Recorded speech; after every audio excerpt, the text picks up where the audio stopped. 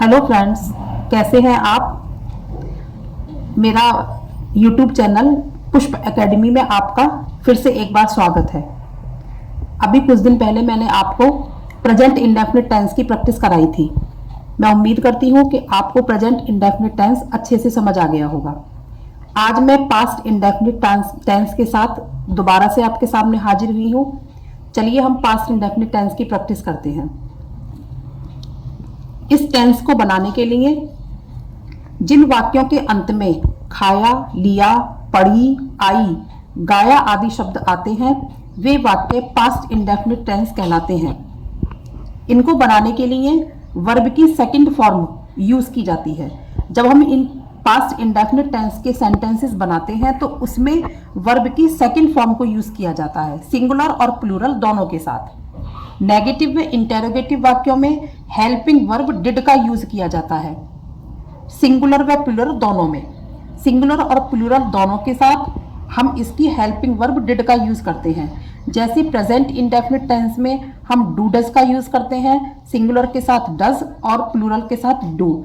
ऐसे past indefinite tense में इसकी एक ही हेल्पिंग वर्ब डिड का यूज किया जाता है, सिंगुलर व प्लूरल दोनों में। डिड का यूज करने के बाद अब वर्ब की फर्स्ट फॉर्म लगाई जाती है। सेकंड फॉर्म ना लगा के डिड का यूज करने के बाद वर्ब की फर्स्ट फॉर्म लगाई जाएगी। क्यों? क्योंकि हमने इसकी हेल्पिंग वर्ब डिड का यूज किया है, तो फिर वर्ब की फर्स्ट फॉर्म आएगी। आइए हम एफर्मेटिव टेंस के कुछ एग्जाम्पल के द्वारा इसको इजी करते हैं। एफर्मेटिव टेंस में सब्जेक्ट के साथ वर्ब की सेकंड फॉर्म प्रयोग की जाती है। क्यों? क्योंकि इसमें हम इसकी हेल्पिंग वर्ब का यूज नहीं करते। जैसे इसमें क्या आएगा, पहले आएगा सब्जेक्ट, फिर वर्ब की सेकंड फॉर्म, फिर object. For example, Ram school गया। राम यानी कि सब्जेक्ट, राम ले लिया हमने। उसके बाद गया, अब ये हमारी वर्ब है। इसकी वर्ब की जो गया की स्पेलिंग क्या होती है, गो। अब गो के लिए हम इसमें इसकी सेकंड फॉर्म का यूज करेंगे, तो गो की सेकंड फॉर्म क्या है, वेंट। तो हमने क्या लगाया, went. Ram went to the school. अब Ram go to the school ना लगा के हमने राम वेंट यानी कि गो की सेकंड फॉर्म का यूज किया, Ram went to the school. किस लिए? क्योंकि ये एक एफर्मेटिव टेंस है। दूसरा आया हमारा, मोहन ने किताब पढ़ी। मोहन यानी कि मोहन। उसके बाद पढ़ी, पढ़ने की क्या है, रीड। अब इसकी हम सेकंड फॉर्म लगाएंगे, red. Mohan read the book. मैंने गाना गाया। मैंने यानी कि आई। अब सिंग, गाने की क्या है, सिंग, तो गाने की क्या आएगी, सेंग।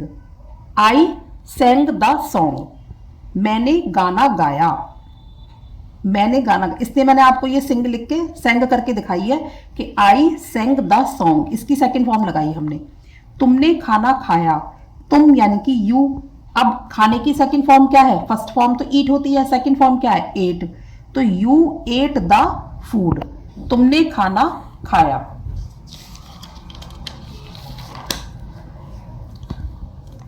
क्या राम स्कूल, तुमने खाना खाया। अब आया हमारा नेगेटिव टेंस। नेगेटिव टेंस को बनाने के लिए नेगेटिव टेंस में हेल्पिंग वर्ब डिड का प्रयोग करके वर्ब की फर्स्ट फॉर्म लगाई जाती है।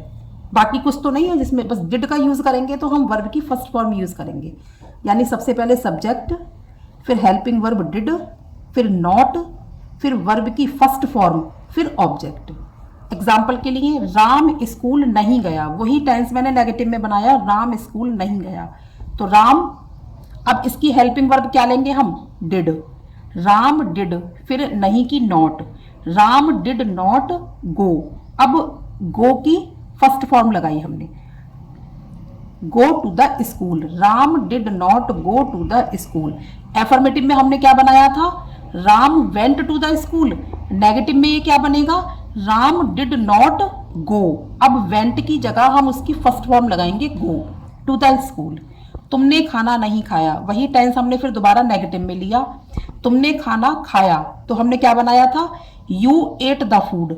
अब तुमने खाना नहीं खाया, तो हमने कैसे बनाया, यू डिड नॉट। डिड का यूज करके हमने नॉट लगाया, फिर एट की first form eat. You did not eat the food. अगला सेंटेंस, मोहन ने किताब नहीं पढ़ी। Mohan did not read the book. First form. मैंने गाना नहीं गाया, मैंने यानी आई, डिड नॉट, गाने की अब फर्स्ट फॉर्म क्या है, sing, I did not sing the song. इन सब वाक्यों में हेल्पिंग वर्ब डिड का प्रयोग होने के बाद वर्ब की फर्स्ट फॉर्म यूज की है हमने, सेकंड फॉर्म ना लगा के हमने फर्स्ट फॉर्म लगाई है। अब ये हुआ हमारा नेगेटिव टेंस। अब इन्हीं सेंटेंसेस को हम इंटेरोगेटिव टेंस में कैसे बनाते हैं, देखिए। इंटेरोगेटिव टेंस में सबसे पहले डिड का प्रयोग करते हैं, फिर सब्जेक्ट कैसे बनाते हैं, फिर सब्जेक्ट लगाते हैं, फिर वर्ब की फर्स्ट फॉर्म लगाते हैं, फिर ऑब्जेक्ट।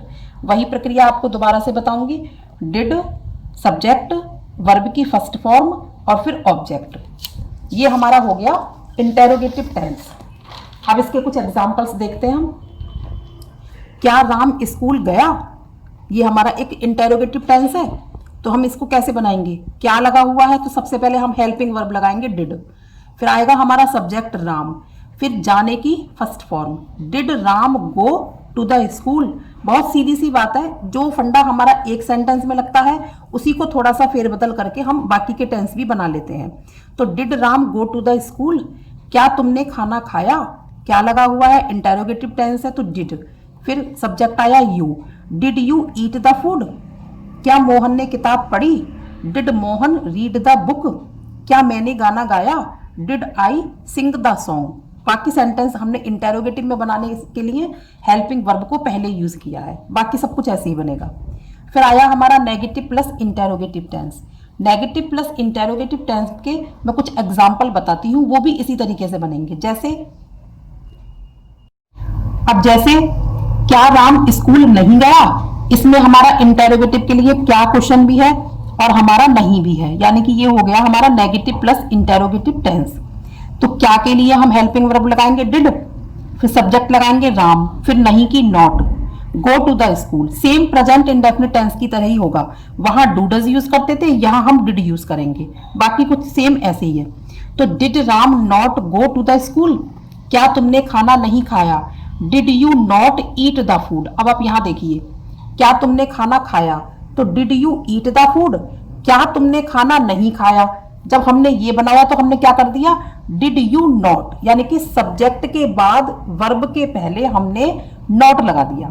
तो did you not eat the food, हमने फुटबॉल क्यों नहीं खेला। अब ये हमारा प्रश्नवाचक शब्द बीच में आया, तो सबसे पहले हम लेंगे वाई, वाई, फिर आएगा हमारा helping verb did, why did, फिर सीधा सब्जेक्ट, फिर not, why did we not play the football. Radha Delhi क्यों नहीं गई, क्यों, क्यों प्रश्नवाचक शब्द है हमारा, तो वाई, फिर helping verb did, why did Radha not go to Delhi. Sameer कल कहाँ नहीं गया, कहाँ यानी कि वेयर, फिर हेल्पिंग वर्ब डिड, फिर सब्जेक्ट समीर, फिर not, go yesterday, where did Sameer not go yesterday, Sameer कल कहाँ नहीं गया। ये नेगेटिव प्लस इंटेरोगेटिव टेंस के कुछ एग्जाम्पल्स मैंने आपको समझाए। प्रेजेंट इंडेफिनिट टेंस में और पास्ट इंडेफिनिट टेंस में सिर्फ हेल्पिंग वर्ब का ही फर्क है, वहां helping verb do does use करते हैं हम, और यहाँ हम डिड यूज करते हैं। वहां फर्स्ट फॉर्म के साथ एस या ई एस लगाते हैं, यहाँ वर्ब की सेकंड फॉर्म लगाते हैं एफर्मेटिव में, और नेगेटिव और इंटेरोगेटिव में वर्ब की डू डज के साथ यहाँ डिड यूज किया जाता है। बस इतना ही इसमें फर्क है। अगर आप इसको ध्यान से देखकर समझेंगे तो आपको दोनों ही कॉन्सेप्ट बहुत अच्छे से क्लियर हो जाएंगे। अब आज मैं आपको इसकी एक वर्कशीट दे रही हूँ, इसे आप समझने के बाद इस वर्कशीट को करके रखिए, फिर कल मैं ये वर्कशीट आपके साथ शेयर करूंगी इसके सॉल्यूशंस के साथ। फिर इसके बाद मैं आपको प्रेजेंट इंडेफिनिट और पास्ट इंडेफिनिट दोनों की एक वर्कशीट मिला के दूंगी, फिर आप देखना कि आपको कितना समझ आया। ये वर्कशीट 2 में मैंने पास्ट इंडेफिनिट के मिले जुले टेंस डाले हैं 10। पहला, वे मेरठ नहीं गए। दूसरा, राजू ने किताब लिखी। क्या मैंने केला खाया, हमने उसको नहीं पीटा। बच्चे ने आइसक्रीम खाई। क्या माताजी ने कपड़े नहीं धोए। क्या अध्यापक ने नया पाठ पढ़ाया। मैंने पत्र लिखा। क्या मेरा भाई मेरठ नहीं गया, तुमने उसे कहाँ देखा।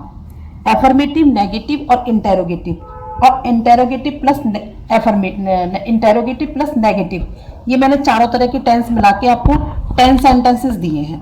आप इसको अच्छे से समझ के फिर ये पूरी वर्कशीट करके रखिए। कल मैं इसके सॉल्यूशंस के साथ दोबारा से एक नई वीडियो लेकर आपके साथ दोबारा हाजिर होंगी आपके सामने। तब तक के लिए आप इसको अच्छे से समझिए और करिए। अगर पसंद आए तो मेरी वीडियो को लाइक, शेयर और सब्सक्राइब करना ना भूलें। थैंक्स। Bye bye.